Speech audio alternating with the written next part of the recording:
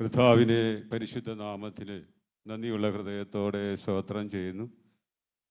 ദൈവത്തിൻ്റെ വചനവും കർത്താവിൻ്റെ സാക്ഷ്യവുമായി ഈ ദോഹ പ്രദേശത്ത് വിശേഷാൽ സഭയിലെ ബഹുമാന്യ ജോർജ് മാത്യു പാസ്റ്ററോടും ഇവിടെയുള്ള ദൈവജനത്തോട് ഒരുമിച്ചായിരിക്കാൻ കർത്താവ് എൻ്റെ ജീവിതത്തിൽ തന്ന അവസരത്തെ ഓർത്ത് ഞാൻ ദൈവത്തിനെ മഹത്വം കരയേറ്റുന്നു. അതെ, ഇവിടെ അതിനെ വരുവാൻ കാരണമായത് ഫിലദൽഫിയ പെന്തക്കോസ്റ്റൽ അസംബ്ലിയിലെ പാസ്റ്റർ ഷിനു കെ ജോയി ആ സഭയും മുഖേനയാണ്. താൻ മുഖേന എനിക്ക് ഇവിടെ ഒരു അവസരം ദൈവം ഒരുക്കി തന്നതിന് സഭയോടും ദൈവദാസനോടും നന്ദി പറയുന്നു.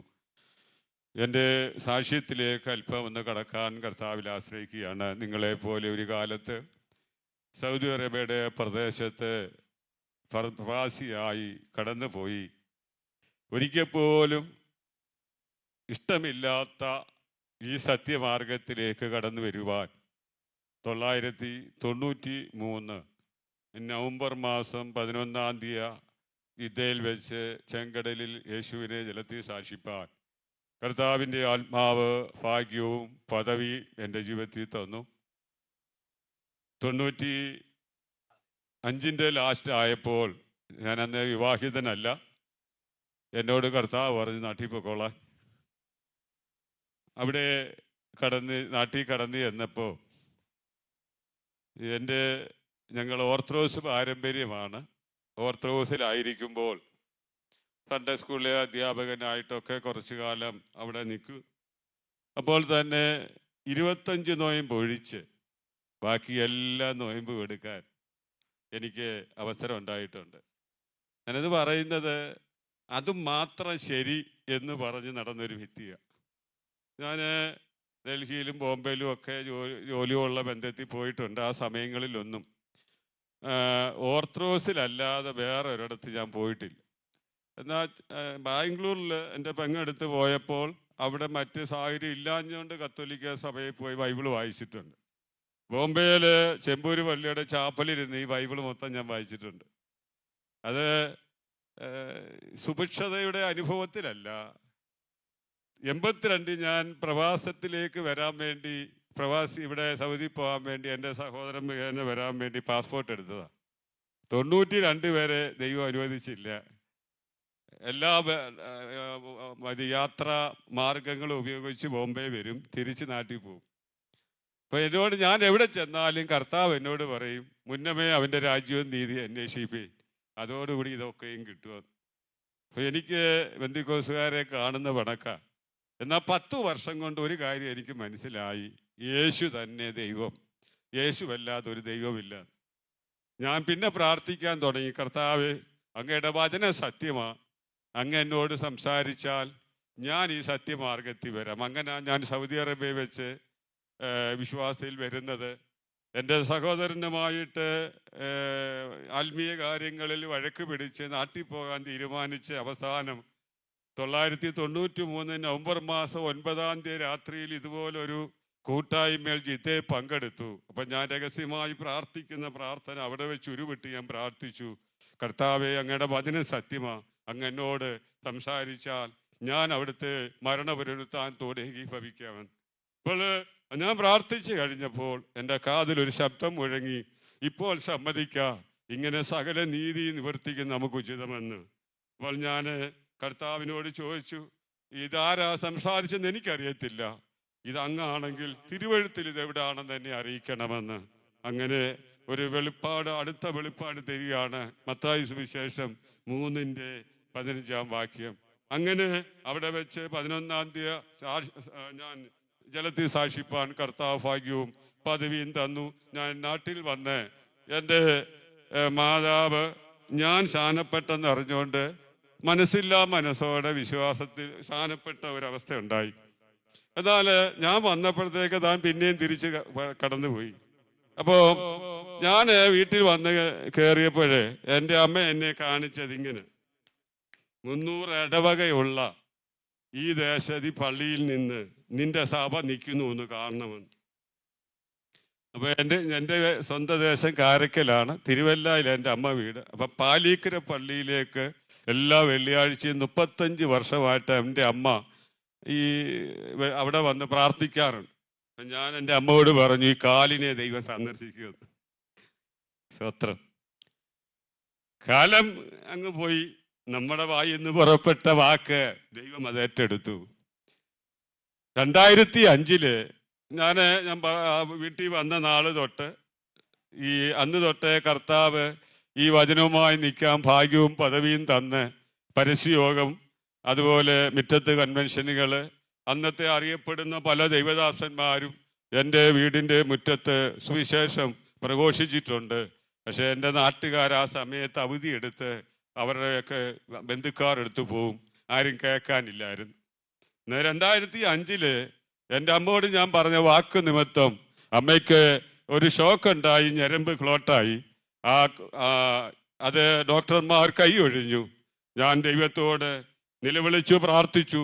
കർത്താവ് ആ ക്ലോട്ടായ ആ ബ്ലഡ് മൂക്കിൽ കൂടെ എൻ്റെ കയ്യിൽ തന്നു. ഒരാഴ്ച ഉപവാസ പ്രാർത്ഥന നടന്ന സംഭവമാണ്. എന്നിട്ടും ഞാൻ അമ്മയോട് പറഞ്ഞു, അമ്മേ, യേശു അമ്മയെ രക്ഷിച്ചത്, കീവർച്ചനല്ല, പരിമലയല്ല. അപ്പോ അമ്മ പറഞ്ഞില്ല യേശു എന്നെ രക്ഷിച്ചത്. കർത്താവ് സന്ദർശിച്ചു. താന് ആശുപത്രി പോകേണ്ടി വന്നു, ഇവിടെ പൊട്ടലുണ്ടായി വീണ്. അത് കഴിഞ്ഞ് അതിൽ നിന്ന് ദൈവം വിടുവിച്ചിട്ടും എന്ത് ചെയ്തില്ല, കേട്ടില്ല. പിന്നെ ഒരു വർഷം ഇങ്ങനെ കടന്നു. ആ സമയത്ത് തൻ്റെ ഓർമ്മയുടെ പോയി. 24 മണിക്കൂറിൽ ഏതൊരു സമയത്ത് ഓർമ്മ വരും. അപ്പം ഞാൻ ആ സമയത്തിരുന്ന് പാടും, മൺമയമാം ഈ ഉലകിൽ കാണുന്നതുമായ, ഇങ്ങനെ ഉള്ള പാട്ടുകൾ അമ്മയുടെ കാതി പറയും. അത് ആ സമയത്ത് ഞാനും എൻ്റെ ഭാര്യയും എൻ്റെ അമ്മയെ ശുശ്രൂഷിക്കുന്നത്. അപ്പൊ അമ്മയുടെ ഇടത്തുകാൽ ഇങ്ങനെ കർത്താവ് സന്ദർശിച്ച് എൽ ടൈപ്പിലായി, ഇങ്ങനെ കുത്തിയിരിക്കുക. ഒരു കാലേ നോർക്കത്തുള്ളൂ. ദൈവമക്കളെ, കിട്ടുന്ന അവസരത്തിൽ എൻ്റെ അമ്മ അവിടെ ഞാൻ ഖ്യാതിച്ചെന്ന് കർത്താവിനെ കുറിച്ച് പറയും. അമ്മ സ്ഥാനപ്പെട്ട ആളാ, മടങ്ങി വരണം എന്നൊക്കെ പറയും. നിങ്ങൾക്ക് കേൾക്കണമോ? എൻ്റെ നാട്ടുകാർ പറഞ്ഞു, പള്ളിയിലെ അച്ഛനെ വിളിച്ച് പ്രാർത്ഥിച്ചാൽ മതി, പള്ളിയിൽ നിന്ന് പോയത് കൊണ്ടുള്ള ശാപമാ എന്ന് പറഞ്ഞു. ഞാൻ ഇതൊക്കെ കേട്ടെങ്കിലും അതെല്ലാം ഹൃദയത്തിൽ ഒതുക്കി പ്രാർത്ഥിച്ചുകൊണ്ടിരുന്നു. അമ്മ ഏപ്രിൽ മാസം 2007 ഏപ്രിൽ മാസം 28 മരിച്ചു. ആ സമയത്ത് യാക്കോബ് കട്ടിലെ കാല് കയറ്റി നൂർത്തു വെച്ചതുപോലെ ഈ കാല് നൂർത്തു വെച്ച് ദേശത്തിൻ്റെ മുമ്പിൽ കർത്താവ് എന്നെ ഓർത്ത് അമ്മയ്ക്ക് നല്ലൊരു മരണം കൊടുത്തു. തന്നെ മനസ്സിലായോ? അപ്പൊ പള്ളിക്കാര് ഇത് പറഞ്ഞവര് അവരുടെ വീട്ടിലെ മുതിർന്നവരുടെ കാല് തല്ലി ഒടിക്കുന്നത് എൻ്റെ കണ്ണുകൊണ്ട് കണ്ടു മരിച്ചപ്പോൾ. അപ്പോ ഒരു ദൈവ പൈതല് കൂടെ വെളിപ്പെടുന്ന വചനം അത് വെറുതെ മടങ്ങി വരാതെ ആ കാര്യം വീട്ടിനകത്ത് നിവർത്തിക്കും, വെളിയിൽ നിവർത്തിക്കും, നമ്മൾ പോകുന്നിടത്ത് നിവർത്തിക്കും.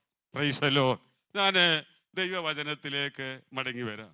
1996 മുതൽ 2010 വരെ സുവിശേഷത്തിൽ എനിക്ക് ലഭിച്ച കൃപയ്ക്കനുസരിച്ച് എവിടെയും ഒരു കാര്യം കൂടെ പറയട്ടെ. അപ്പോൾ ഞാൻ പറഞ്ഞല്ലോ, പള്ളിയിൽ ഞങ്ങളെല്ലാം വിശ്വാസി വന്നപ്പോൾ ഞങ്ങളുടെ വീട് റോഡിൽ നിന്ന് ഉള്ളിലോട്ടാ. അവിടേക്ക് അവർ റാസ കൊണ്ടുവന്ന് എൻ്റെ വീടിൻ്റെ മുന്നിൽ നടപന്തലിട്ട് 10,500 പേര് കൂടി പല അച്ഛന്മാരെ കൊണ്ട് പ്രസംഗിക്കുമായിരുന്നു. ഒരു ദിവസം ഞാൻ കർത്താവിനോട് ചോദിച്ചു, ഞാൻ എന്താ ചെയ്യേണ്ടേ? കർത്താവ് എന്നോട് പറഞ്ഞു, വചനത്തെ ഉയർത്താൻ. അപ്പോൾ തിരുവല്ല മെഞ്ഞാടിൽ എൻ്റെ ഒരു സഹോദരന് തുണിക്കടയുണ്ട്, അദ്ദേഹത്തോട് പറഞ്ഞ് ഒരു ബാനർ ഉണ്ടാക്കി എൻ്റെ വീടിൻ്റെ മുന്നിൽ കെട്ടി. ശനിയാഴ്ച ആണ് ആ ബാനർ കെട്ടിയ അച്ഛന്മാർ നടബന്ധമിട്ട് പ്രസംഗിക്കുമ്പോൾ ഞാൻ ഈ തിരുവഴുത്തും പിടിച്ചുകൊണ്ട് എനിക്ക് 2 പെൺകുഞ്ഞുങ്ങളാണ്, അവരന്ന് തീരെ കുഞ്ഞാ, അവരിരുന്ന് കരയുമ്പോൾ എൻ്റെ വിറയ്ക്കുന്ന കാലുകളോടെ ഞാൻ അവിടെ നിന്നിട്ട് ആ സ്റ്റെപ്പേ കയറി ഇങ്ങനെ നിന്നപ്പോൾ അവരെല്ലാവരും എന്നെ നോക്കി. ഞാൻ എന്നെ നോക്കണ്ട, മേലോട്ട് നോക്കാൻ പറഞ്ഞു. ദൈവമക്കളെ, അവിടെ യേശു അന്ന് തൊട്ട് വല്ല വിധേനയും, കാരണം നിങ്ങൾക്ക് ഞാൻ നേരത്തെ ഓർപ്പിച്ചതുപോലെ പരിമല ചാപ്പലിലിരുന്ന് ഈ തിരുവെഴുത്ത് മൊത്തം വായിപ്പാൻ ദൈവം എനിക്ക് കൃപ തന്നതാ. അപ്പൊ ഈ അന്ധകാരത്തിൽ നിന്ന് ജനത്തെ വിടുവിക്കണമെന്നുള്ള വലിയ ആത്മഭാരം ദൈവത്തിന് സ്തോത്രം. ഒരു പെന്തിക്കോസുകാരെ എതിർക്കാൻ വേണ്ടി 7 പ്രാവശ്യം ഈ തിരുവെഴുത്ത് വായിച്ചതാ, ബൈബിള് മൊത്തം വായിച്ചതാ. അങ്ങനെ മുന്നോട്ട് പോയ എൻ്റെ ജീവിതത്തിൽ 2010 ദൈവം എന്നെ വീണ്ടും സൗദി അറേബ്യയുടെ പ്രദേശത്ത് ശുശ്രൂഷയുള്ള ബന്ധത്തിലും ജോലിയുള്ള ബന്ധത്തിലും ഇതുപോലെ സഭയിലായിരിക്കാൻ ദൈവം കൃപ തന്നു. 2012 ലാസ്റ്റിൽ കർത്താവിൻ്റെ നിയോഗപ്രകാരം മടങ്ങി വന്ന് അന്ന് മുതൽ സഭയോടുള്ള ബന്ധത്തിലും അതേ ദേശത്ത് ഒരു ടീമായിട്ട് പരസ്യയോഗം നടത്തുന്നു. സഭയിലെ അതേ കാര്യങ്ങളുടെ മുമ്പിലും അതേ മുൻപന്തിയിലായിരിക്കുന്നു. ദൈവത്തിന് സ്തോത്രമുണ്ടാകട്ടെ. അങ്ങനെ ഈ കഴിഞ്ഞ അതേ ഇങ്ങോട്ട് പോരുന്നതിൻ്റെ ചൊവ്വാഴ്ച 17-ാം തീയതി ഞാനിവിടെ വരുന്നത്. ആ പിറ്റേ ചൊവ്വാഴ്ച വരെ ആ സുവിശേഷ വേലയിലായിരിക്കാൻ ദൈവം എനിക്ക് കൃപ തന്നു. ദൈവത്തിന് സ്തോത്രമുണ്ടാകട്ടെ. ഈ സുവിശേഷം വ്യാപിക്കണമെങ്കിൽ ഈ ബർന്നബാസിനെ പോലെ ഒരു മനോഭാവം നമ്മുടെ ഉള്ളിൽ ഉണ്ടാകണം. അപ്പോസ്തല പ്രവൃത്തി 11-ാം അധ്യായത്തിൽ എൻ്റെ ശുശ്രൂഷ അതല്ല എങ്കിലും 24-ാം വാക്യത്തിൽ പറയുന്നു, അവന് നല്ല മനുഷ്യനാണ്, വിശ്വാസത്തിൽ നിറഞ്ഞവനാണ്. ഇപ്പൊ അതുകൊണ്ട് എന്ത് പറ്റിയെന്നറിയാമോ? സ്തെഫാനോസ് നിമിത്തം ഉണ്ടായ ഉപദ്രവം നിമിത്തം ചിതറിപ്പോയവർ സുവിശേഷം അറിയിച്ചപ്പോൾ അത് സഭയെ ഈ ബർന്നബാസിനെ അങ്ങോട്ട് അയക്കുകയും അവിടുത്തെ സ്ഥിതി കണ്ടിട്ട് തൻ്റെ പരിമിതിക്കപ്പുറമായി ദൈവപ്രവൃത്തി ഇവിടെ ഉണ്ടെന്നറിഞ്ഞ് താന് അതേ സ്തോത്രം തർസൂസിലേക്ക് എന്ന് പൗലോസിനെ വിളിച്ച് അവിടെ കൊണ്ടുവന്ന് ദൈവത്തിന്റെ വേലയുടെ വിശാലത വരുത്തി. അപ്പൊ സുവിശേഷത്തിന് വേണ്ടി നമ്മളെ കൊണ്ട് കഴിയാത്ത, നമ്മുടെ താലന്തുകൾക്ക് അപ്പുറമായ താലന്തുകൾ ഉള്ളവരെ തെരഞ്ഞു പിടിച്ച് കൂട്ടുചേർത്ത് പ്രവർത്തിക്കാമെങ്കിൽ അത് ഏത് അടയപ്പെട്ട വാതിലും തുറക്കാൻ ദൈവം വിശ്വസ്തനായ ദൈവമാണ്. അപ്പൊ ഇന്ന് പകൽക്കാലം എന്നെ കേൾക്കുന്ന പ്രിയമുള്ളവരെ, ദൈവം നമ്മെ വിളിച്ചത് തന്നെ സ്തോത്രം അന്ധകാരത്തിൽ നിന്ന് തന്റെ അത്ഭുത പ്രകാശത്തെ ഘോഷിപ്പാനായി നമ്മെ തെരഞ്ഞെടുത്ത രാജകീയ പുരോഹിത വർഗമാക്കിയത് നമുക്ക് ഒറ്റ ദൗത്യമാ ദൈവം തന്നത്, അത് സുവിശേഷം പ്രസംഗിക്കുക, പോകാൻ. അപ്പൊ എവിടെയും ദൈവത്തിനു വേണ്ടി നമ്മള് പ്രവർത്തിക്കാൻ ഉത്സാഹം ഉള്ളവരായിരിക്കണം. ഈ നമുക്കറിയാം ഡിഫൻസിലൊക്കെ ജോലി ചെയ്യുന്നവര് ആ ട്രെയിനിങ് പീരീഡ് കഴിഞ്ഞാൽ ഞാൻ ഇന്നിടത്തോട്ടെ പോത്തുള്ളെന്ന് ആരെങ്കിലും പറയൂ? ആരും പറയത്തില്ല. ഊവെന്ന് പറഞ്ഞ് അങ്ങോട്ട് പൊക്കോണം. ഇതാണ് യേശു കർത്താവിന് വേണ്ടി ഈ ഹൃദയം കൊടുത്തവരോടുള്ള ദൈവത്തിന്റെ ആലോചന. ദൈവമക്കളെ, നമ്മൾ ഓർക്കും നമ്മൾ എങ്ങനെ മുന്നോട്ട് പോകും, നമ്മൾക്ക് അവിടെ എങ്ങനെ സാധ്യമാകും. ദൈവമക്കൾ അതൊന്നും ചിന്തിക്കരുത്. നമ്മെ വിളിച്ചവൻ ദൈവമാണ്. ദൈവത്തിന് സ്തോത്രമുണ്ടാകട്ടെ. വീണ്ടും ഞാൻ ഈ സഭയ്ക്ക് വേണ്ടി പ്രാർത്ഥിച്ചപ്പോൾ പരിശുദ്ധാത്മാവ് എൻ്റെ ഹൃദയത്തോട് ഇടപെട്ടതായ തിരുവെഴുത്തിലേക്ക് ഞാൻ നിങ്ങളുടെ ശ്രദ്ധയെ ക്ഷണിക്കുന്നു. അതിന് ആധാരമായി 30-ാം സങ്കീർത്തനം അതിൻ്റെ 5-ാമത് വാക്യം വായിക്കാം.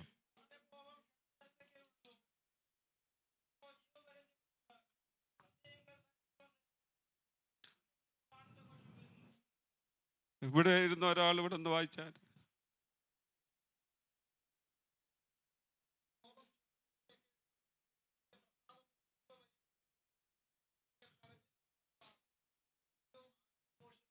ഇവിടെ ദാവീദ് രാജാവിൻ്റെ ഒരു സങ്കീർത്തനം. ഇതിനകത്ത് ഭക്തനായ ദാവീദ് ദൈവത്തെക്കുറിച്ച് പറയുന്ന ഒരു ഭാഗമാണ്. അവിടുത്തെ കോപം ക്ഷണനേരത്തേക്കേ ഉള്ളൂ, അവിടുത്തെ പ്രസാദം ജീവിത അന്ത്യം വരെ ഉണ്ട്. സ്തോത്രം. ആ താഴെ പറയുന്നതും അതിനോട് ചേർന്ന വാക്യമാണ്. അത് സന്ധ്യയെങ്കിൽ കരച്ചിൽ വന്ന് ഉഷസ്സിലോ. ഇപ്പൊ ഒരു വാക്ക് പ്രാർത്ഥിക്കാം.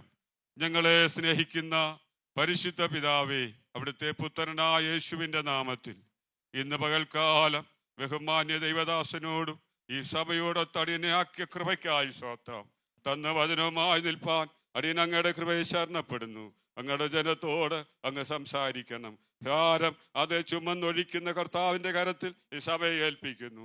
മഹത്വം അങ്ങേക്ക്, യേശു ക്രിസ്തുവിൻ നാമത്തിൽ തന്നെ ആമേൻ. ദൈവത്തിന് മഹത്വം ഉണ്ടാകട്ടെ. അവന്റെ കോപം ക്ഷണം നേരത്തേക്കേ ഉള്ളൂ. അപ്പം ദൈവം കോപിക്കുമോ?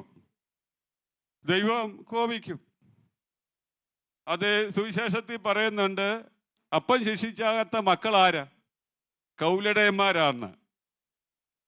അപ്പം മക്കളാണെങ്കിൽ ദൈവത്തിൻ്റെ കയ്യിൽ നിന്ന് ശിക്ഷയുണ്ട്. അങ്ങനെ ഒരനുഭവം ദാവീദ് രാജാവിൻ്റെ ജീവിതത്തിൽ നമുക്ക് തിരുവെഴുത്തിൽ വായിക്കാൻ കഴിയും. അത് 2 ശമൂവേലിൻ്റെ പുസ്തകം 24-ാം അധ്യായത്തിലും 1 ദിനവൃത്താന്തം 21-ാം അധ്യായത്തിലും ആ ഭാഗം വ്യക്തമായിട്ട് രേഖപ്പെടുത്തിയിട്ടുണ്ട്. 2 ശമൂവേലിൻ്റെ പുസ്തകം 24-ലും 1 ദിനവൃത്താന്തം 21-ലും അത് വളരെ വ്യക്തമായിട്ട് രേഖപ്പെടുത്തിയിട്ടുണ്ട്. ദൈവത്തിന് സ്തോത്രമുണ്ടാകട്ടെ. അതിൻ്റെ 1-ാം വാക്യം ഒന്ന് വായിച്ച്.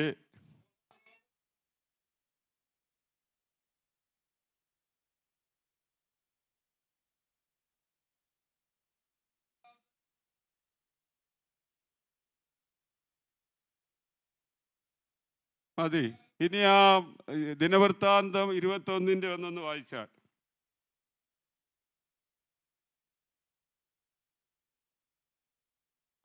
അതെ, ദൈവത്തിന് സ്തോത്രമുണ്ടാകട്ടെ. ഇവിടെ നമ്മൾ വായിച്ചതിനകത്ത് സാത്താൻ ഇസ്രായേലിന് വിരോധമായി എഴുന്നേറ്റു. ആ ദേശത്ത് ദാവീദിനോളം വലിയവൻ ആരുമില്ല. മഹാപുരോഹിതൻ സഭയ്ക്ക് ആലയത്തിനകത്ത്.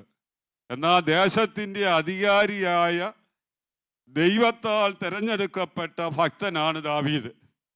എന്നാൽ സാത്താൻ ഉന്നം വെച്ച് ഈ ദാവീദിൻ്റെ ഹൃദയത്തിൽ ഒരു തോന്നൽ കൊണ്ട് കൊടുത്തു. ഈ തോന്നല് ദാവീദിന് അറിയാനും പറ്റിയില്ല. ദൈവത്തിന് സ്തോത്രം. ദാവീദ് ഇസ്രായേലിനു വിരോധമായി അവരെ എണ്ണുവാനായിട്ട് ദാവീദിന്റെ ഹൃദയത്തിൽ സാത്താൻ തോന്നിച്ചെന്ന് 1 ദിനവൃത്താന്തത്തിൽ പറയുമ്പോൾ, സേനാധിപതിയായ യോവാബ് രാജാവേ, ഇന്നുള്ളതിൽ നമ്മുടെ ജനത്തെ ഇരട്ടിയായി വർദ്ധിപ്പിക്കട്ടെ, നീ ചെയ്യുന്നത് ദൈവഹിതമല്ലെന്ന് ഓർപ്പിച്ചിട്ട് പോലും ഈ രാജാവിൻ്റെ ഹൃദയം ആ സമയത്ത് പ്രകാശിക്കാഞ്ഞത് കൊണ്ട് ദാവീദിന്റെ ആജ്ഞ യോവാബും പ്രഭുക്കന്മാരും അനുസരിക്കേണ്ടി വന്നു. ഈ വിഷയത്തിൽ നാം നോക്കണമേ. അപ്പൊ എല്ലാ ആലോചനകളും നമ്മൾ ദൈവത്തിൻ്റെതായി കരുതുന്നെങ്കിൽ ദൈവമക്കൾ അത് 2 പ്രാവശ്യം ആലോചിക്കണം. വേദപുസ്തകം പറയുന്നു, യഹോവ എന്നോട് ഒരു കാര്യം അരുളി ചെയ്ത് ഞാൻ 2 പ്രാവശ്യം കേട്ടെന്ന് വായിക്കുന്നുണ്ട്. അപ്പൊ ഒന്നുകൂടെ അത് ഉറപ്പിക്കണം, ഇത് അവിടുന്ന് തന്നെയാണോ?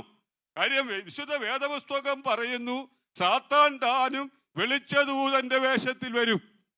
അപ്പോ സാത്താന് ഒരു 3 ഘട്ടമായിട്ട് വരുന്നുണ്ട്. ഒന്ന് അലർന്ന സിംഹം, അതേ സ്തോത്രം, അതേ പാമ്പിന്റെ രൂപത്തിൽ വന്നതായി വായിക്കുന്നു. ഇവിടെ വെളിച്ചദൂതന്റെ വേഷത്തിൽ സാത്താൻ വരും. അപ്പൊ തിരിച്ചറിയാൻ പ്രത്യക്ഷത്തിൽ എന്ത് ചെയ്യത്തില്ല, പറ്റത്തില്ല. അങ്ങനെ ദാവീദിന്റെ ഹൃദയത്തിൽ ദൈവ ജനത്തിനെതിരായി ഒരു ന്യായവിധി വരത്തക്കവണ്ണം ഒരു തോന്നൽ സാത്താൻ കൊണ്ടിട്ടു. അതിൻ്റെ പരിണിത ഫലമായി ദൈവം അതേ ദാവീദിനോട് പ്രവാചകനായ ഗാദ് മുഖേന സംസാരിക്കുന്ന ഭാഗം നാം തുടർന്നുള്ള ഭാഗത്ത് വായിക്കുന്നുണ്ട്. ദൈവത്തിന് സ്തോത്രം. അതിന്റെ 10 മുതൽ വായിച്ചായിട്ട്. 1 ദിനവൃത്താന്തം 21-ന്റെ 10 മുതൽ.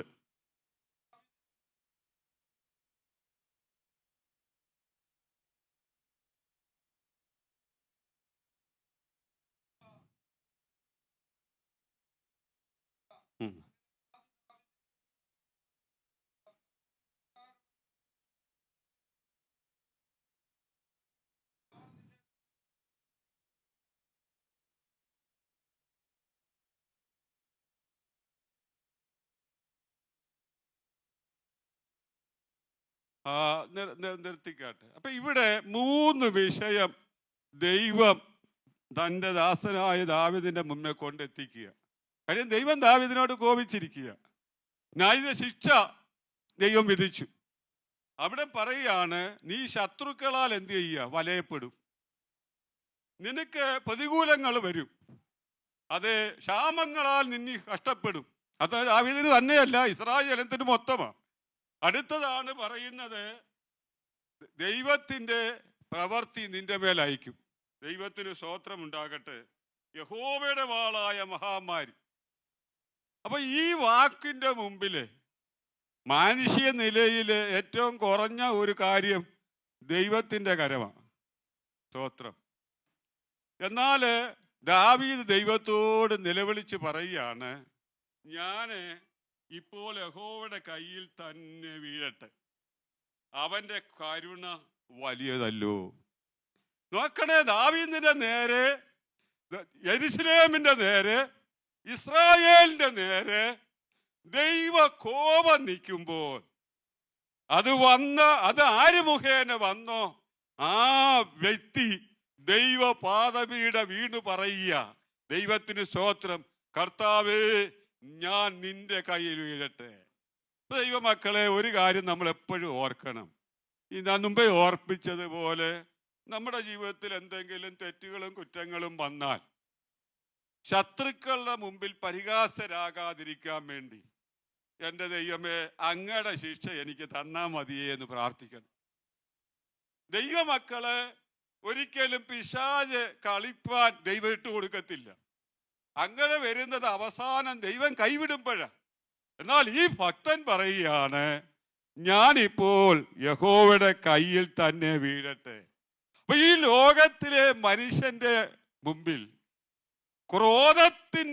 ക്രോധം ജ്വലിക്കുമ്പോൾ തന്നെ കരുണയില്ല, അവരെ നിർമൂലമാക്കത്തേ ഉള്ളൂ. എന്നാൽ വാഴ്ത്തപ്പെട്ട കർത്താവിന്റെ സന്നിധിയിൽ ക്രോധം നമുക്കെതിരെ തിരിഞ്ഞാൽ, ആ പാദപീഠ വീണ് കരഞ്ഞാൽ കരുണയുണ്ട്. സ്തോത്രം.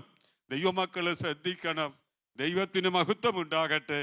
ഈ ദാവീദ്, അതേ സ്തോത്രം, ഓർന്നാന്റെ കളത്തിൽ അതിന്റെ 15-ാം വാക്യം തൊട്ട് വായിക്കുമ്പോൾ 16-ൽ ദാവീദ് തലപൊക്കി നോക്കി, യഹോവയുടെ ദൂതൻ വാൾ ഊരി യെരൂശലേമിന് മീതെ നീട്ടിപ്പിടിച്ചുകൊണ്ട് ഭൂമിക്കും ആകാശത്ത് മധ്യ നിൽക്കുന്നത് കണ്ടു. അടുത്തത് കണ്ടോ, ദാവീദും മൂപ്പന്മാരും രട്ടുടുത്ത് സാഷ്ടാംഗം വീണു. അവിടെ പറയുന്ന ഒരു പദ്യമുണ്ട്, സ്തോത്രം, ദൈവമേ, എൻ്റെ ദൈവമേ. അതിന്റെ മേളത്തെ വാക്ക് 17 പറയുന്നു, ദൈവത്തോട് ജനത്തെ എണ്ണുവാൻ പറഞ്ഞവൻ ഞാനല്ലോ, ദോഷം ചെയ്ത പാപി ഞാനാകുന്നു, ഈ ആടികൾ എന്ത് ചെയ്തിരിക്കുന്നു. ദൈവമക്കളെ, കുടുംബത്തില് നാഥനോ മാതാവോ ഒക്കെ പാപം ചെയ്തു കഴിഞ്ഞാൽ കുടുംബത്തിൽ എല്ലാവരെയും അത് ബാധിക്കും. തിരിച്ചറിവില്ലാത്ത കുഞ്ഞുങ്ങള് തെറ്റ് ചെയ്താൽ അത് കുഴപ്പമില്ല. അത് സഭയിലെ തൂണുകൾ പാപം ചെയ്താൽ സഭയ്ക്ക് മൊത്തം അത് ബാധിക്കും. അപ്പോൾ ആരുടെ മേലും അടിച്ചേൽപ്പിക്കാതെ തിരിച്ചറിയുമ്പോൾ, സ്തോത്രം, ദാവീദിന്റെ മനസാക്ഷി കുത്തിയെന്നാ അവിടെ വായിക്കുന്നു. തെറ്റി സംഭവിച്ചു പോയി. അന്നേരം ആ പ്രവാചകരെ വിടുന്നത്. അപ്പൊ മനസാക്ഷി രക്ഷിക്കപ്പെട്ട, സ്നാനപ്പെട്ട, പരിശുദ്ധാത്മാവിനെ പ്രാപിച്ച ദൈവമക്കളായ നമ്മുടെ ജീവിതത്തിൽ കടന്നു വരുമ്പോൾ, നമ്മുടെ പെരുമാറ്റത്തിൽ, നമ്മുടെ പ്രവൃത്തിയില്, നമ്മുടെ ജീവിതത്തിൽ ഇങ്ങനെയുള്ള സാഹചര്യം കടന്നു വരുമ്പോൾ കർത്താവിനോട് പറയണം, ആ പാപി ഞാൻ, ഈ ആടുകൾ എന്തു പിഴച്ചു. ഇന്ന് പകൽക്കാലം ഈ ദേശത്ത് നിങ്ങളെ ആക്കിയിരിക്കുന്നിടത്ത് നിങ്ങൾ അങ്ങനെ നിങ്ങളെ തന്നെ ദൈവസന്നിധിയിൽ ഏൽപ്പിച്ച് താഴ്ത്തി കൊടുക്കാമെങ്കിൽ ശത്രുവിന്റെ മുമ്പിൽ നിങ്ങളെ വിശാലതയിലേക്ക് കൊണ്ടുവരുവാൻ എൻ്റെ ദൈവം സർവശക്തനായ ദൈവമാണ്. സ്തോത്രം. ദാവീദ് അതേ പറയാണ്, ആ പാവി ഞാന്. നിന്റെ കോപം നിന്റെ ജനത്തിന് നേരെയല്ല, എന്റെ മേലും എന്റെ പുതുഭവനത്തിന്റെ മേലും വരട്ടെ.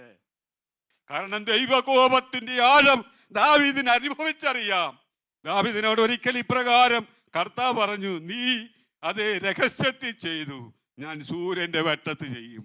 അപ്പൊ ദൈവത്തിന്റെ സന്നിധി നിലവിളിച്ചാൽ അത് തകർന്നു പോകേണ്ടടുത്ത്, മനസ്സിലായോ? ഒരു സെക്കൻഡ് കൊണ്ട് ഹൃദയം ഒന്ന് ദൈവസന്നിധി താഴ്ത്തി കൊടുത്താൽ, ദൈവമക്കളെ, നമ്മൾ തന്നെയല്ല, നമ്മുടെ കുടുംബം തന്നെയല്ല, നമ്മുടെ സഭ വിടുവിക്കപ്പെടുക തന്നെ ചെയ്യും. രക്തത്താലും വചനത്താലും ജയമെടുക്കുന്നു. ദാവീദ് ദൈവത്തോട് പറ, ഈ പാവി ഞാൻ. ദൈവമക്കളെ, നമ്മുടെ തെറ്റുകളെ തിരിച്ചറിഞ്ഞ് ഏറ്റുപറഞ്ഞുപേക്ഷിക്കുന്ന ഒരു ദൈവ പൈതലിനോടുള്ള ബന്ധത്തിൽ കർത്താവ് പറയുന്നു, അവന്റെ കോപം ക്ഷണനേരത്തേക്ക്. ഇപ്പൊ ദൈവത്തോടുള്ള ബന്ധത്തില് ആ ഭാഗം നാം മനസ്സിലാക്കണം. ഈ ദാവീദിന്റെ ജീവിതത്തില് നോക്കണമേ, ഇങ്ങനെ നിലവിളിച്ച് കടന്നപ്പോൾ, ഇരട്ടെടുത്ത് പാദവീടെ കടന്നപ്പോൾ, നമ്മുടെ ക്രിസ്തീയ ജീവിതത്തിൽ നമ്മുടെ ആയുധം ഏതാ ദൈവമക്കളെ? ഭാരം വരുമ്പോൾ, പ്രതികൂലം വരുമ്പോൾ, മുന്നോട്ട് പോകാൻ കഴിയാത്ത പ്രതിസന്ധി വരുമ്പോൾ നമ്മളെ ആരിൽ ആശ്രയിക്കുന്നത്? നമ്മുടെ ആയുധം ഏതാ ദൈവമക്കളെ? ദൈവത്തിന് സ്തോത്രമുണ്ടാകട്ടെ. നിങ്ങൾക്ക് ഇരട്ടുടുപ്പാൻ മനസ്സുണ്ടോ? നിങ്ങൾക്ക് താഴെ വീഴുവാൻ മനസ്സുണ്ടോ? നിങ്ങൾ ദൈവമുഖത്തേക്ക് നോക്കിക്കൊണ്ട്, കർത്താവേ, അങ്ങയുടെ കോപം ക്ഷണനേരത്തേക്കേ ഉള്ളൂ, ഇത് തിരിച്ചറിഞ്ഞ അത് തൻ്റെ പൂർവ്വപിതാവായ മോശയോട് ചോദിച്ചു കഴിഞ്ഞാൽ, മോശയുടെ ജീവിതത്തിൽ അതേ ജനത്തിന് വേണ്ടി ഇടിവ് നിന്ന ആ മോശ, അതേ സ്തോത്രം, ഒരിക്കൽ ദൈവം തൻ്റെ ദാസന് മുമ്പിൽ നടന്നു ഘോഷിച്ചൊരു കാര്യമുണ്ട്.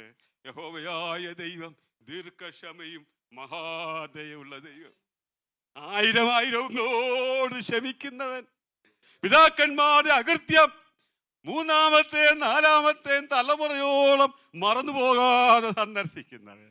അങ്ങനെ ഘോഷിച്ച ദൈവ സ്വഭാവം മനസ്സലിഞ്ഞ മോശ പുറപ്പാട് 32 വരുമ്പോൾ കാളക്കുട്ടിയെ ഉണ്ടാക്കി, ആ കാളക്കുട്ടിയെ അരച്ച് കലക്കി പൊടിയാക്കി അവരെ കുടിപ്പിച്ച് മോശ, യഹോവയുടെ പക്ഷത്തുള്ളവൻ എന്റെ അടുക്കൽ വരട്ടെ എന്ന് പറഞ്ഞ് ദൈവത്തിനു വേണ്ടി തീഷ്ണത കാണിച്ച ഭക്തൻ പറയുക, ഞാൻ വീണ്ടും ദൈവസന്നിധിയിലേക്ക് പോവുക.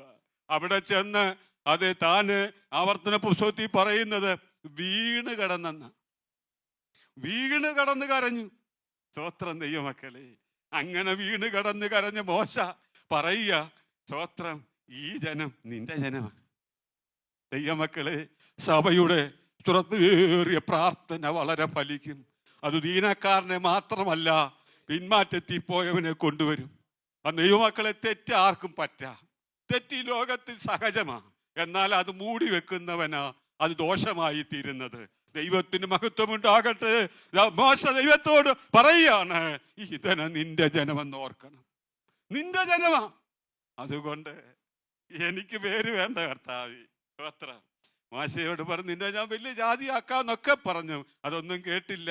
മോശ പറയുക, അങ്ങ് പറഞ്ഞിട്ടുണ്ടല്ലോ അങ്ങ് ദീർഘക്ഷമയുള്ളവനാന്ന്, അങ്ങ് പറഞ്ഞിട്ടുണ്ടല്ലോ അങ്ങ് കരുണയുള്ളവനാന്ന്. ഇത് പ്രാർത്ഥനാ മുറിയിൽ ഇരിക്കുന്നവർക്ക് തിരിച്ചറിയാൻ കഴിയത്തുള്ളൂ. ദൈവമക്കളെ, നമ്മൾ ഈ പ്രവാസത്തിലാകുമ്പോൾ അത് പല പ്രതിസന്ധികളിൽ കൂടെ പ്രതീക്ഷിക്കാത്ത നേരം നാം കടന്നു പോവും. യുദ്ധങ്ങളും യുദ്ധസ്തുതികളും ഒക്കെ കേൾക്കും. ദൈവത്തിന് മഹത്വം ഉണ്ടാകട്ടെ. ഞാൻ 17-ാം തീയതി ഇവിടെ വന്നത്, എൻ്റെ വീട്ടിൽ നിന്ന് വിളിച്ചപ്പോൾ അത് ഇവിടെ എങ്ങനെയുണ്ട്, ഞാൻ പറഞ്ഞു, ഞാൻ യാത്ര പറഞ്ഞല്ലേ പോകുന്നത്, ഒന്നുകിൽ കർത്താവിൻ്റെ സന്നി കാണാം, അല്ലെങ്കിൽ അവിടെ വന്ന് കാണാം. ദൈവമക്കളെ, നമ്മൾ ആരാ? മരണത്തെ ഭയപ്പെടാനുള്ളവരല്ല രക്ഷിക്കപ്പെട്ട ദൈവമക്കൾ. മരണത്തെ അതേ ഭയപ്പെടുന്നവരല്ല സ്ഥാനപ്പെട്ട ദൈവമക്കൾ. അതിനല്ല ഈ പരിശുദ്ധാത്മാവിനെ നമ്മുടെ മേൽ തന്നത്. നമുക്ക് മാത്രമേ ഹേ മരണമേ നിന്റെ ജയം എവിടെ, ഹേ മരണമേ നിന്റെ വിഷമുള്ള എവിടെയെന്ന് ധൈര്യത്തോടെ പറയാൻ കഴിയത്തുള്ളൂ. പിശാചിന്റെ ഏറ്റവും വലിയ ആയുധമാ മരണം. അതുകൊണ്ടാ അതേ സ്തോത്രം, സാത്താന് അതേ സ്തോത്രം ദൈവസന്നിധി ചെന്ന് ഇയ്യോബിനെ കുറിച്ച് പറയുന്നത്, ഒരു മനുഷ്യൻ തൻ്റെ ജീവന് വേണ്ടി തനിക്കുള്ളതെല്ലാം കൊടുത്തു കളയുന്നു. കേട്ട മനസ്സിലായി പറഞ്ഞു. നമ്മള് ഇന്ന് ഞാൻ മനസ്സിലാക്കണം ദൈവമക്കളെ, എത്ര നമ്മൾ സൂക്ഷിച്ചു വെച്ച നന്മയാണേലും നമുക്കൊരു വ്യക്തിപരമായ ഒരു ആവശ്യം വന്നാൽ അത് നമ്മൾ എന്ത് ചെയ്തു? പൊട്ടിക്കും. ദൈവമക്കളെ, നീ അധ്വാനിച്ച് അതിനു വേണ്ടിയാണ്. നീ ദൈവസന്നി വീണാൽ നിനക്ക് തകർക്കാൻ വരുന്ന, നിന്റെ പ്രാണനെ എടുക്കാൻ വരുന്ന രോഗം പോലും മാറ്റുവാൻ എന്റെ കർത്താവ് സർവശക്തനാ. സ്തോത്രം. അവന്റെ കോപക്ഷണം നേരത്തേക്ക്. ദൈവമക്കളെ, ആ രോഗമില്ലാത്തവരാര്? എന്നാൽ മറ്റു മനുഷ്യരെ പോലെ വെറുക്കരുത്. രോഗം വരുമ്പോ മറ്റു മനുഷ്യരെ പോലെ അവരാതി പറയരുത്. കർത്താവിന്റെ മുഖത്തേക്ക് നോക്കി, നിങ്ങൾക്കറിയാമോ, ഞാൻ തിരിച്ചറിവായപ്പോൾ നാൾ തൊട്ട് തലവേദനയ്ക്ക് മരുന്ന് കഴിച്ചുകൊണ്ടിരുന്ന ഒരു വ്യക്തിയാണ്. പണ്ട് ക്യാപ്സൂള് കഴിച്ചില്ല, ഛർദ്ദിക്കുവാനും തലവേദന വരും. സൗദി അറേബ്യയിൽ ഞാൻ 92 വന്ന സമയത്ത് എനിക്ക് വലിയ ഭാരം വന്നു. ഞാൻ വിശ്വാസിയൊന്നുമല്ല. എന്നാ ഞാൻ പറഞ്ഞല്ലോ, ബന്ധിക്കോസുകാരെ എതിർക്കാൻ വേണ്ടി ഞാൻ ബൈബിള് വായിച്ചത് എനിക്ക് ഉപകാരമായത് ജീവിത അനുഭവത്തിൽ കൂടെയാണ്. ഞാനൊരിക്കൽ തലവേദന എടുത്ത് എൻ്റെ സഹോദരൻ്റെ വീട്ടിൽ കിടക്കുമ്പോൾ നിലത്തോട്ട് കിടന്ന് ശിവപ്രവചനം 53-ാം അധ്യായം വായിച്ചിട്ട് ഞാൻ എൻ്റെ കരം വെച്ച് കർത്താവിനോട് പ്രാർത്ഥിച്ചു. കർത്താവേ, അങ്ങയുടെ അടിപ്പിണര് എനിക്ക് വേണ്ടിയാണ്. 1 അടി അങ്ങ് ഏറ്റെന്ന് ഞാൻ വിശ്വസിക്കുന്നു. കർത്താവേ, ഇന്ന് പകൽക്കാലം എൻ്റെ മേൽ ഈ വ്യാപരിക്കുന്ന ഈ രോഗത്തിന്റെ മേൽ അവിടുത്തെ പുത്രന്റെ രക്തത്താലുള്ള വിടുതൽ തരണമേ എന്ന്. ദൈവമക്കള്, അന്ന് പ്രാർത്ഥിച്ചത് ആ രോഗം മാറിപ്പോയി. ഇത് വെള്ളെഴുത്തിന് വേണ്ടി വെച്ചേക്കുന്ന കാര്യമാണ്. എൻ്റെ ഈ ശരീരത്തെ കുറിച്ച് പറഞ്ഞു കഴിഞ്ഞാൽ ഇല്ലാത്ത രോഗങ്ങളൊന്നുമില്ല. എന്നാൽ ഞാനൊരു ഞാൻ ഈ ജലദോഷത്തിനോ തീരെ നിവർഞ്ഞോട്ട് വന്ന സമയത്ത് ഈ സൗദിയിലൊക്കെ ഇതിലിങ്ങ് മുട്ടയിലിരുന്നാണ് ആരാധിക്കുന്നത്. ഈ ആരാധനയൊക്കെ കൂടി വരുമ്പോൾ മൂക്കളയൊക്കെ വരും, കഫമൊക്കെ വരും. ആ ഒരു ഭാരം പ്രത്യേകിച്ച് ഇപ്പോഴത്തെ സാഹചര്യം കോവിഡൊക്കെ ഉള്ളതുകൊണ്ട് ഞാൻ പോയി അതിനുള്ള ഒരു മരുന്നൊക്കെ മേടിച്ചായിരുന്നു. പക്ഷെ അതൊന്നും എനിക്കൊരു പ്രയോജനമായില്ല. എന്നാൽ ഇവിടെ വന്നിട്ട് പ്രാർത്ഥിക്കാനൊക്കെ കൃപ തന്നുകൊണ്ട് ഇവനെ നിർത്തി. ഞാൻ പറയട്ടെ, നിങ്ങൾ പരിശോധിക്കുന്നത് കൊണ്ട് തെറ്റൊന്നുമില്ല കേട്ടോ. നിങ്ങൾക്ക് വിശ്വാസം, നിങ്ങൾ മരുന്ന് കഴിക്കുന്നതുകൊണ്ട് ഞാൻ കുറ്റം പറയുന്നില്ല, ഓരോരുത്തർ വ്യക്തിപരമായ കാര്യമാണ്. പക്ഷെങ്കിൽ നിങ്ങൾ പരിശോധിച്ചിട്ട് നിങ്ങൾ ഡോക്ടർ പറയും ഇത്ര ദിവസത്തേക്ക് ഇത് ചെയ്തില്ലേ നിങ്ങൾ മരിക്കുമെന്ന് പറയുമ്പോൾ നിങ്ങൾ രക്ഷിക്കപ്പെട്ട ദൈവത്തിലാണെങ്കിൽ, ഇനി ഇതുവരെ രക്ഷിക്കപ്പെടാത്തവരാരെങ്കിലും ഇതിനകത്തുണ്ടെങ്കിൽ ഈ യേശുവിൻ്റെ അടിപ്പിണറിലേക്ക് നോക്കി കർത്താവിനോട് പറ, അവിടുത്തെ അടിപ്പിണർ എനിക്ക് വേണ്ടിയാണ്. 40 അടി എനിക്ക് വേണ്ടി ഏറ്റത്, ഉഴവ് ചാല് പോലെ കീറിയത് നമുക്ക് വേണ്ടിയ ദൈവമക്കളെ. അത് ഇന്നലെ ഉണ്ടായതല്ല, ഇന്നും നടക്കേണ്ടതാ. വിശ്വസിക്കുന്നവരല്ല ഇത് സംഭവിക്കുന്നത്. നിങ്ങൾ കഷ്ടപ്പെട്ട് ഇവിടുത്തെ ചൂടുകാറ്റും പ്രതികൂലങ്ങൾ സഹിച്ച് വീട്ടുകാർക്ക് വേണ്ടി അതെ ആരോ ഇതിനകത്ത് അങ്ങനെ ഭാരപ്പെടുന്നുണ്ടല്ലോ.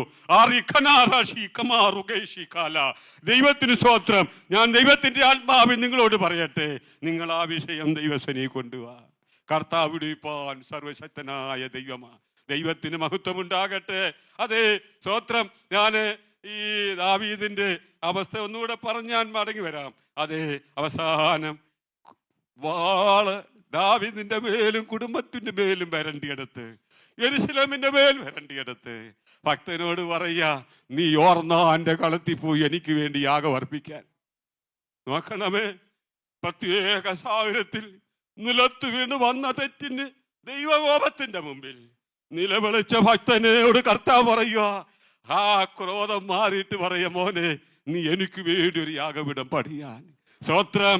അതേ, ദിനവൃത്താന്തങ്ങളുടെ പുസ്തകത്തിൽ അതേ ശലോമോൻ രാജാവ് അതേ ഓർന്നാന്റെ കളത്തിൽ ആലയത്തിന് അടിസ്ഥാനമിട്ടെന്ന് എഴുതി വെച്ചിട്ടുണ്ട്. ദൈവമക്കളെ, നീ വിശ്വാസത്താൽ പണിയപ്പെടുന്നത് നിന്റെ തലമുറയെ കൊണ്ട് പൂർത്തീകരിക്കുവാൻ ദൈവാത്മാവ് അതേ ശക്തനാണ്. കർത്താവ് നിങ്ങളെ അതിനായിട്ട് ഒരുക്കട്ടെ. അതേ, സ്തോത്രം. സന്ധ്യയെങ്കിൽ കരച്ചിൽ വന്ന് രാപാർക്കും. ദൈവകോപം, ഈ കരച്ചിൽ കൂടുതലും വരുന്നത് നമുക്കറിയാം. ദൈവത്തിന് സ്തോത്രം ഉണ്ടാകട്ടെ. ശത്രുക്കളുടെ സ്വന്തക്കാരിൽ നിന്നോ അല്ലാത്തവരിൽ നിന്നൊക്കെ ശത്രുക്കളിൽ നിന്നൊക്കെ നമുക്ക് ഭാരമുണ്ടാകും. അപ്പം ബലമില്ലാതാകുവോളം എന്ത് ചെയ്യും? നമ്മൾ കരയും. ഇത് ദൈവത്തിൻ്റെ കയ്യിൽ നിന്ന് വന്നെങ്കിൽ ഈ ദാവീദിന്റെ ജീവിതത്തിൽ യാക്കോബിന്റെ ജീവിതത്തിൽ ഇപ്രകാരം ഒരു അനുഭവം നടന്നതായിട്ട് തിരുവെഴുത്തി വായിക്കുന്നുണ്ട്. ഉൽപ്പത്തി പുസ്തകത്തിലെ തൻ്റെ സഹോദരനായ താന് അപ്പൻ്റെ അടുത്തു നിന്ന് അമ്മായിയപ്പൻ്റെ അടുത്തു നിന്ന് മടങ്ങി വരുന്ന സമയത്ത് സഹോദരൻ്റെ അടുത്തേക്ക് അതേ സ്തോത്രം ദൂതന്മാരെ അയച്ചു. ദൂതന്മാരെ അയച്ച് വന്നപ്പോൾ യാക്കോബ് 400 ആളുമായിട്ട് നിന്നെ എതിരേൽക്കാൻ വരുന്നു എന്ന് സ്തോത്രം യാക്കോബിന് മനസ്സിലായി. യാക്കോബിനോട് അറിയിപ്പ് കൊടുത്തു. അങ്ങനെ ഈ സമയം പരിമിതമാണല്ലോ, ഞാൻ പറഞ്ഞു വിടാം. യാക്കോബ് സഹോദരന്റെ ക്ഷേമത്തിനു വേണ്ടി തന്നിൽ നിന്നൊരു ദയ പ്രതീക്ഷിച്ചുകൊണ്ടാണ് തൻ്റെ ദാസന്മാരെ അങ്ങോട്ട് വിട്ടത്. യാക്കോബ് തിരിച്ചു കേൾക്കുന്നത് 400 ആളുമായിട്ട് അതേ സ്തോത്രം കടന്നു വരുന്ന അതിൻ്റെ 32-ാം അധ്യായത്തിൽ ആണ് ഈ സംഭവം നടക്കുന്നത്. ഇവിടെ മടങ്ങി വന്ന ഈ വാർത്ത കേട്ട് ആപ്പാടെ തകർന്നുപോയി. 28 വായിക്കുന്നുണ്ട്, അത് അപ്പന് അനുഗ്രഹം വട്ടിയെടുത്തപ്പോൾ ഏശാവ് പറയുന്നുണ്ട്, എൻ്റെ അപ്പം മരിക്കാനുള്ള കാലമായി, മരിച്ചു കഴിയുമ്പോൾ ഞാൻ ആരെ കൊല്ലും? യാക്കോബിനെ കൊല്ലുവെന്ന്. അപ്പോൾ യാക്കോബ് തനിക്കുള്ള എല്ലാത്തിനെയും 2ആയി ഭാഗിച്ചു. എന്നിട്ട് യാബോക്ക് കടവിന് അക്കരെ കടത്തി. തൻ്റെ പ്രിയപ്പെട്ട മക്കളെ എല്ലാം അക്കരെ കടത്തി. യാക്കോബ് തനിയെ ശേഷിച്ചു. ഈ പ്രതിസന്ധിയിൽ ഒരു പട്ടണത്തെ മൊത്തം തകർത്ത അത് ശിമയോനോ ലേവിക്കോ അപ്പനെ സഹായിക്കാൻ കഴിഞ്ഞില്ല. യാക്കോബ് തനിയെ ശേഷിച്ചു. യാക്കോബ് തനിയെ ശേഷിച്ചപ്പോൾ യാക്കോബ് ദൈവസന്നിധിയിൽ കരയാൻ തുടങ്ങി.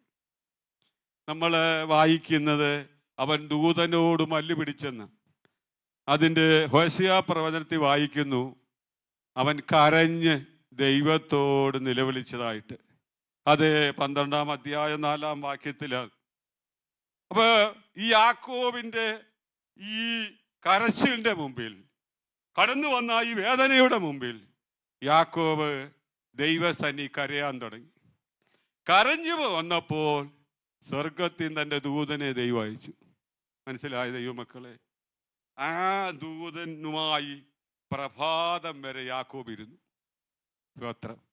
അത് ദൂതൻ പറയാണ്, ഉഷസ് ഉദിക്കുന്നു, എന്നെ വിട്. ദൈവമക്കളുടെ ജീവിതത്തിൽ സന്ധ്യയിങ്കൽ കരച്ചിൽ വന്നിരാവാർക്കും. ഈ യാക്കോബിനെ കുറിച്ച്, ഏശാവിനെ കുറിച്ച് പറയുന്നത്, അവൻ വേട്ടയിൽ സമർത്ഥന. ഓടിപ്പോകുന്ന മൃഗത്തെയൊക്കെ ഒന്ന് തൊട്ടുവിട്ടാൽ മതി, തൻ്റെ കയ്യിലിരിക്കും, അത്രയ്ക്ക് സമർത്ഥന. എന്താ യാക്കോബ് കൂടാരവാസിയ എന്ന് രേഖപ്പെടുത്തിയിട്ടുണ്ട്. ദൈവത്തിന് സ്തോത്രം. ഈ ജീവിത കൂടാരവാസത്തിൽ തനിക്ക് ലഭിച്ചതായ കൃപ ലഭിച്ച് പ്രതിസന്ധിയുടെ മുമ്പാകെ താൻ ദൈവത്തോട് കരയാൻ തുടങ്ങി. അതെ, മുന്നോട്ട് പോകാൻ ഒരു മാർഗവുമില്ല ദൈവമക്കളെ. അത് അവൻ 400 ആളുമായിട്ടാണ് വരുന്നത്. നോക്കണമേ, നിങ്ങൾ അതിൻ്റെ അവസാന ഭാഗം നോക്കുമ്പോൾ നമുക്കറിയാം, യാക്കോബ് ഉഷസാവോളം കരഞ്ഞു.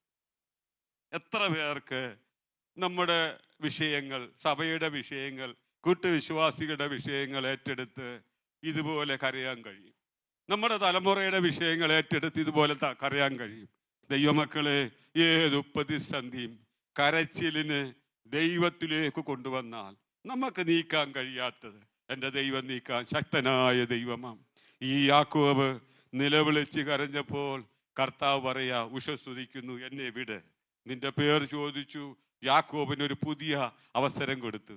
ഈ യാക്കോബിന്റെ അടുത്തേക്ക് അത് ഓടി വന്ന ഏശാവ് അവന് കണ്ടപ്പോൾ ഒത്തിരി കുശലമൊക്കെ ചോദിച്ചിട്ട് യാക്കോബിന്റെ കഴുത്തിൽ വീണ് കിടന്നെന്ന വായിക്കുന്നു. ദൈവമക്കളെ, നമ്മളും മനസ്സിലാക്കണം, ഏത് പ്രതിസന്ധി, നമ്മൾ പ്രവാസികളാ, പ്രതിസന്ധി ഉണ്ടാകും, പ്രതികൂലമുണ്ടാകും, കഷ്ടപ്പാട് കടന്നു വരും, എല്ലാം ഉണ്ടാകും, വീട്ടിലാണെങ്കിലും എല്ലാം ഉണ്ടാകും. പക്ഷെങ്കിൽ നമ്മുടെ ആയുധം ദൈവസന്നിധിയിൽ അത് പ്രയോഗിക്കേണ്ടത് മുട്ടയിലായിരിക്കണം. നമുക്ക് മുട്ടയിലിരുന്ന് പ്രാർത്ഥിക്കാൻ. ദൈവത്തിന് മഹത്വം ഉണ്ടാകട്ടെ. ഏത് പ്രതിസന്ധിയുടെ മുമ്പിൽ ഒന്ന് നിലവിളിക്കാൻ നമുക്ക് തയ്യാറായാൽ നിശ്ചയമായിട്ടും ദൈവമക്കളെ, യേശു ക്രിസ്തുവിന്റെ നാമത്തിൽ ഞാൻ നിങ്ങളോട് ഓർപ്പിക്കട്ടെ, ദൈവത്തിന് സ്തോത്രമുണ്ടാകട്ടെ. ദൈവസന്നിധിയിൽ നമുക്ക് വിടുതലുണ്ട്. അതേ സന്ധിയെങ്കിൽ കരച്ചിൽ വന്ന് രാപാർക്കും. ഒരിക്കൽ പോലും ഈ കരച്ചില് നമ്മളെ അതേ ആശ്വസിപ്പിക്കാനുള്ളതല്ല. ശത്രു ഒരുക്കുന്ന കെണികൾ അതേ നമ്മെ തകർക്കാൻ വേണ്ടിയുള്ളതാ. ഒന്നാമത് 400 ആള് വന്ന് അതേ യാക്കോബ് പറയുന്നുണ്ട്, തള്ളയോടുകൂടെ കുഞ്ഞുങ്ങളെ എന്ത് ചെയ്യും? നശിപ്പിക്കുമെന്ന്. അപ്പോ അതിന് 2 കൂട്ടമാക്കി വെച്ചത് ഒന്നിന്റെ നേരെ വന്നാൽ മറ്റൊന്നിന് ഓടിപ്പോകാമല്ലോ എന്ന് വെച്ചാ. പക്ഷെങ്കിൽ ഈ 400 ആണ്ട് മുമ്പിൽ യാക്കോബിന് എന്ത് ചെയ്യാൻ പറ്റും? എന്നാൽ സ്വർഗത്തിലെ ദൈവം തൊടേണ്ടടത്ത് തൊട്ടു. തക്ക സമയത്ത് ദൈവത്തിന് വേണ്ടി ദൈവാത്മാവിന് വിധേയപ്പെട്ട് ദൈവത്തിന്റെ പാദവിയുടെ മുട്ടുകുത്തിയാൽ ദൈവമക്കള് ശത്രുവിന്റെ മുൻപാകെ നിന്ദിക്കപ്പെടാൻ ഒരു കാലത്തും എന്റെ ദൈവം അനുവദിക്കത്തില്ല. ഒരു കാലത്തും അനുവദിക്കത്തില്ല. ദൈവമക്കള് നമ്മുടെ വ്യക്തിപരമായ ജീവിതത്തിൽ അതാ പ്രതിസന്ധികൾ. ഞാൻ 96 നാട്ടിൽ പോയ സമയത്ത് അതേ സ്വത്രം എൻ്റെ സഭയിലുള്ള ഒരു അമ്മ തോംസുട്ടി എടുക്കുന്ന തീരുമാനം കൊണ്ട് അതേ മുന്നോട്ട് പോകാൻ പ്രയാസമുണ്ടാകും. പ്രതിസന്ധി, കുഞ്ഞുങ്ങൾക്ക് പാല് കൊടുക്കാൻ ബുദ്ധിമുട്ട് വരും. ഞാൻ പറഞ്ഞു, കർത്താവാണ് വിളിച്ചതെങ്കിൽ അവൻ കൈ നീട്ടാൻ അനുവദിക്കത്തില്ല. നിങ്ങൾക്ക് കേൾക്കണമോ? അതേ സ്വത്രം ഒരു എന്നോടൊരിക്കൽ കർത്താവിൻ്റെ ആത്മാവ് ഇപ്രകാരം വിളിച്ചു പറഞ്ഞു, എൻ്റെ ആഗ്രഹം ദൈവത്തോടെ ആകാവൻ. സ്തോത്രം. അത് ഒരനുഭവത്തിൽ കൂടെ മനസ്സിലാക്കി തന്നതുകൊണ്ട് അന്ന് തൊട്ട് ഏത് സാഹചര്യങ്ങളുടെ മുമ്പിലും ആ കർത്താവിൻ്റെ മുഖത്തേക്ക് നോക്കി പോകുവാൻ ദൈവമക്കളെ, ഞാൻ അത് തുറന്നു പറഞ്ഞാൽ നിങ്ങൾ തെറ്റിദ്ധരിക്കുമെന്നുള്ളത് കൊണ്ട് ഞാൻ അത് പറയുന്നില്ല. ദൈവത്തിന് സ്തോത്രം. അതെ, എൻ്റെ ഹൃദയം ഞാൻ മുറിക്കകത്തേക്ക് പോകും. എനിക്ക് കുടുംബ പ്രാർത്ഥനയുണ്ട്, ഞങ്ങൾ കുടുംബമായിട്ട് പ്രാർത്ഥിക്കും. എന്നാൽ രാവിലെയും വൈകിട്ട് എൻ്റെ ഭാര്യയുമായിട്ട് ഞാൻ പ്രാർത്ഥിക്കത്തുള്ളൂ, രാവിലെയും വൈകിട്ട് എൻ്റെ കുഞ്ഞുങ്ങളുമായിട്ട് പ്രാർത്ഥിക്കത്തുള്ളൂ. ബാക്കി സമയം എൻ്റെ കൂടെ വന്നിരുന്നാൽ പറയാം എനിക്ക് തന്നെ പ്രാർത്ഥിക്കണം. രഹസ്യ പ്രാർത്ഥന ഒരു വിശ്വാസിയുടെ ജീവിതത്തിൽ അത്യന്താപേക്ഷിതമാണ്.